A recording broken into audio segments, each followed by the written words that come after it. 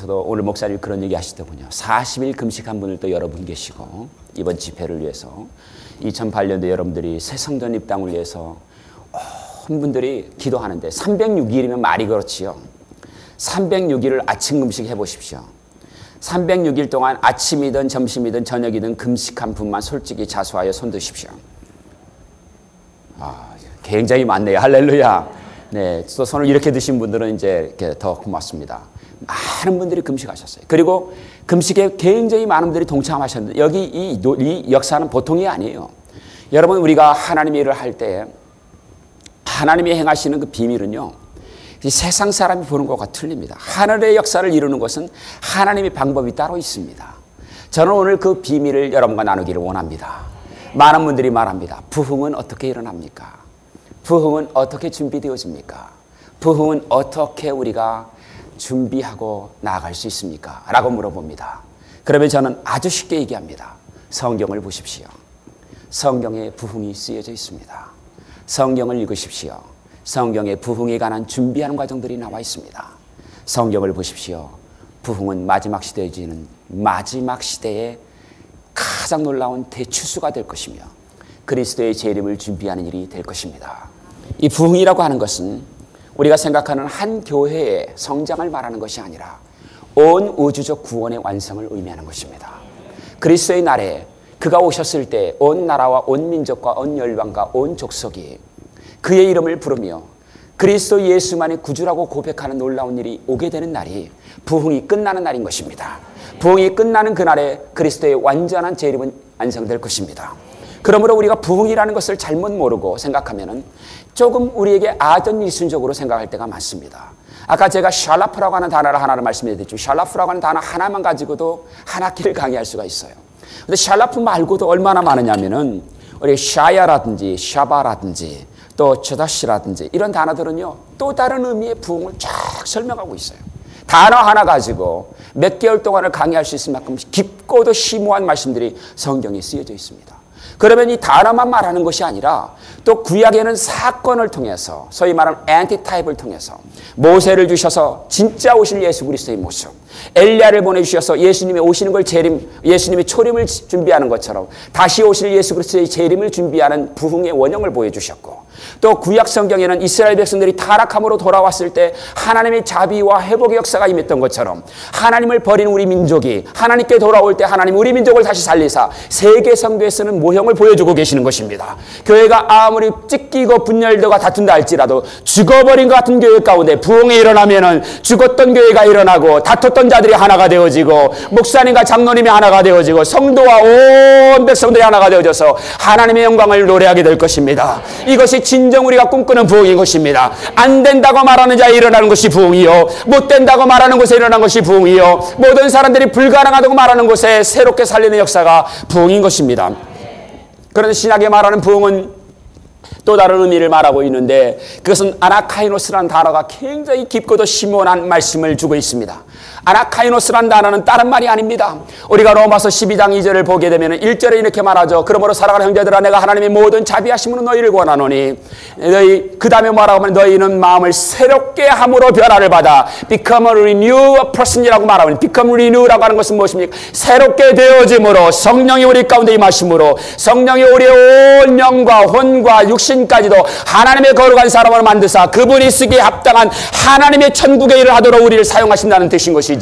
우리의 목적으로 우리 육신을 사용하는 것도 아니고 우리의 생각대로 우리의 재물을 사용하는 것도 아니고 우리의 고집대로 우리의 시간을 사용하는 것이 아니라 우리가 하나님의 사람이 되어졌을 때 하나님의 선하시고 온전하시고 기뻐하시는 뜻이 무엇인가 분별함으로 말미암아 그분의 일을 행해서 구원의 마지막 조각들을 완성하는 역사가 우리 가운데 임하게 될 줄 믿습니다. 사랑하는 여러분, 하나님께서는 이 부흥을 위하여서 우리에게 또 뭐라고 말합니까? 그리스도께서 우리를 위하여 죄에 대하여 죽으심을 보여주시고 의에 대하여 사시는 십자가의 모형을 보여주셨습니다. 죄에 대해서는 그의 몸의 온 죄를 우리를 위해 대신 짊어지심을 보시고 그가 십자가에 죽으심으로 말미암아 하나님의 영의 그를 다시 살리사 3일 만에 살아나셨을 때 죽은 자도 살아나는 모습, 이것이 부활의 모습인데 부활이란 단어가 다른 단어가 아나스타스라는 단어인데 이 아나스타스는 또 다른 말로 resurrection and revival이라는 뜻인 것이지요. 죽은 자를 살리는 것이 부흥이라는 뜻인 것입니다. 죽었던 예수님이 하나님의 성령으로 살아나는 것처럼 죄와 허물과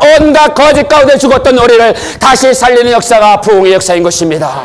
이번 신년 성회를 통하여 여러분 가운데 하나님의 부흥의 역사가 임하기를 원합니다. 한 분 한 분이 하나님의 거룩한 사람이 되기를 원합니다. 한 분 한 분에게 하나님의 성령이 놀랍게 임하기를 원합니다. 하나님께서 여러분을 원래대로 창조하신 목적대로 거룩하고 온전하고 기뻐하시고 하나님의 정결한 신부의 모습으로 여러분들이 어디를 가든지 깨끗하고 하나님의 얼굴만을 바라보는 아름다운 모습으로 바뀌어지는 역사가 임하기를 주님의 이름으로 부탁드립니다. 질병이 떠나가는 것보다 물질의 축복을 받는 것보다 세상이 아름다운 집을 갖는 것보다 하나님의 거룩한 모습을 갖는 자가 더 아름다운 것입니다. 사랑하는 여러분, 여러분 가운데 부흥이 임하기를 원합니다. 여러분의 심령이 바뀌어지기를 원합니다. 여러분의 삶이 거룩한 자가 되기를 원합니다. 하나님의 말씀으로 말미암아 여러분들이 이전에 말씀을 그냥 들었던 여러분들이 성령의 능력이 여러분 가운데 임함으로 말미암아 말씀이 살아 움직이는 역사가 임하기를 원하고 송곳처럼 찌르는 역사가 임하기를 원하고 여러분의 심령 벌수를 찔러 쪼개는 역사가 임하기를 원하고 여러분의 육신과 관절까지도 찔러 쪼개는 역사가 임하기를 주의 이름으로 부탁을 드립니다.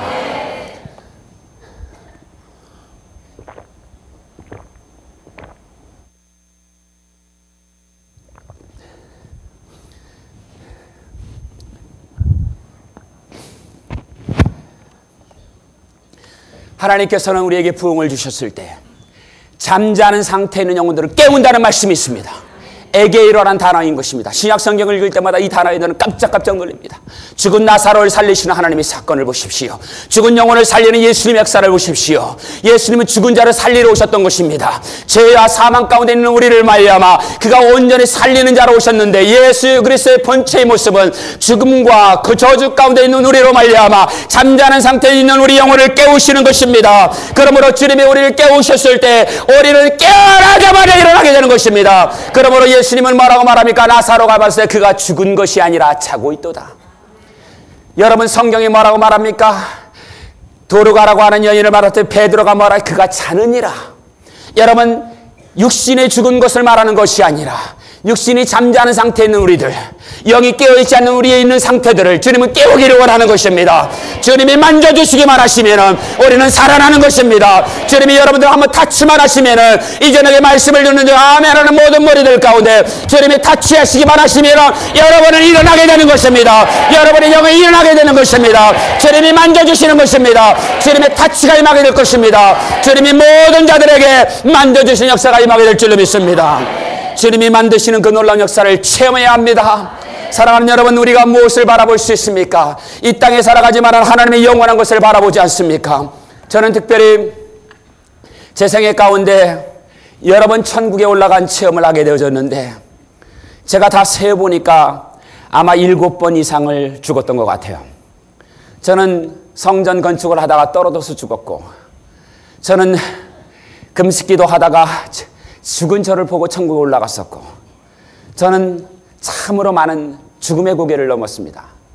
그럴 때마다 제 육신을 떠나서 천국에 올라가게 되어지는데, 여러분 서울에 간 사람하고 서울에 안 간 사람을 만나게 해서 얘기해보면 서울에 간 사람이 서울 얘기를 더 잘합니까? 안 간 사람이 잘합니까? 여러분 천국도 그러한 것 같아요. 안 가본 사람이 설명을 더 잘해요.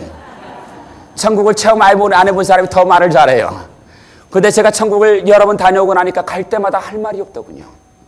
그 천국에 관한 모습을 설명할 때마다 그 너무 아름다운 모습이 꼭 감가생각이 되는 느낌이에요. 제가 표현이 너무 부족해서 그 너무너무 놀라운 것들을 다 설명할 수가 없어요. 저는 작년 2007년도 1월 1일에 40일 금식기도를 들어가는데 제 생애 가운데 너무도 잊을 수 없는 많은 일들이 일어났어요. 그전에는 제가 늘 보았던 저의 모습은 제가 육신이 죽어져서 제 영이 쫙 빠져나와가지고 죽은 저를 보았던 것입니다. 그러므로 죽은 저를 보았을 때 제가 제 얼굴을 보는데도 감정이 없어요. 여러분, 우리가 죽음의 상태는요, 영혼을 만나는 시작의 포인트인 것입니다. 죽음을 두려워하지 마십시오.